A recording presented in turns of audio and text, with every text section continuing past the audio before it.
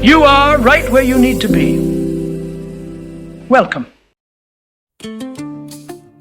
I want to share a story with you.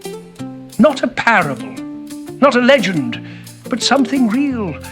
A story about a father and his son. This young boy had a dream, not a vague wish or a passing interest, but a spark, a deep, driving desire to play music, the guitar to be exact. It inspired him, called to him. So his father, recognizing that fire, enrolled him in lessons with a local guitar teacher. And like clockwork, a few times a week, the father would drive him to practice. The boy absorbed every lesson like a sponge. He'd come home and play for hours, blistering his fingers, losing track of time. Because when you're chasing passion, time disappears. Then one day, months later, something unusual happened. The father arrived to pick up his son, and the teacher, usually upbeat and smiling, had a serious look on his face. Concern crept into the father's heart. Was something wrong? The teacher walked up slowly and said something unexpected. I've taught him everything I know. Honestly, he's now teaching me new things I hadn't considered before. Now pause with me a moment, because here is where the boy stood at a fork in the road. He could have stopped, rested in that moment, felt proud, rightfully so, that he had become so skilled that he'd surpassed his teacher.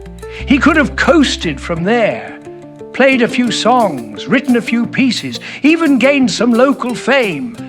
And maybe that would have been enough for some. But he didn't stop there.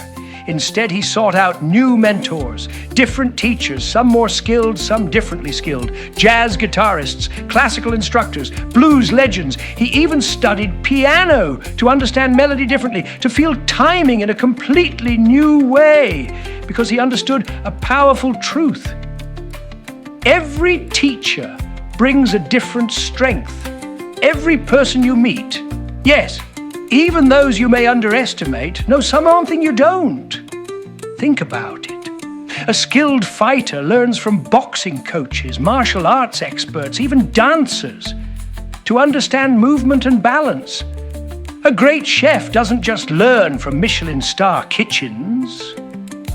They travel, eat street food, learn from seasoned grandmothers and farmers. An entrepreneur reads business books, listens to podcasts, but also learns from failure, from customers, even from critics. We grow by layering wisdom from others. And sometimes the person you least expect is carrying a piece of the puzzle you've been missing. Let me tell you something personal. There was a time in my life when I thought I knew enough. I had read the books, been through the fire, learned the lessons, but then life threw me something I didn't expect. And I realized I needed a new kind of wisdom, not from the usual sources. I had to humble myself and listen to strangers, to stories, to silent wisdom found in pain, faith, and even failure. And that changed everything. Now back to the young boy and his guitar. I won't tell you his name today. You already know him. You've heard him. You may have even sung along with his music. But he once said, if I had stopped with the first teacher, I would have stayed good, but I would have never become great. Let that sink in. So what about you? What is your guitar? What skill? What lesson? What life change are you trying to master? Have you stopped seeking because you believe you've gone as far as you can? Or because the people around you have nothing more to give? The truth is, there's always more to learn from others, but the real question is, will you humble yourself enough to keep learning? Or will your pride keep you in the comfort of good enough?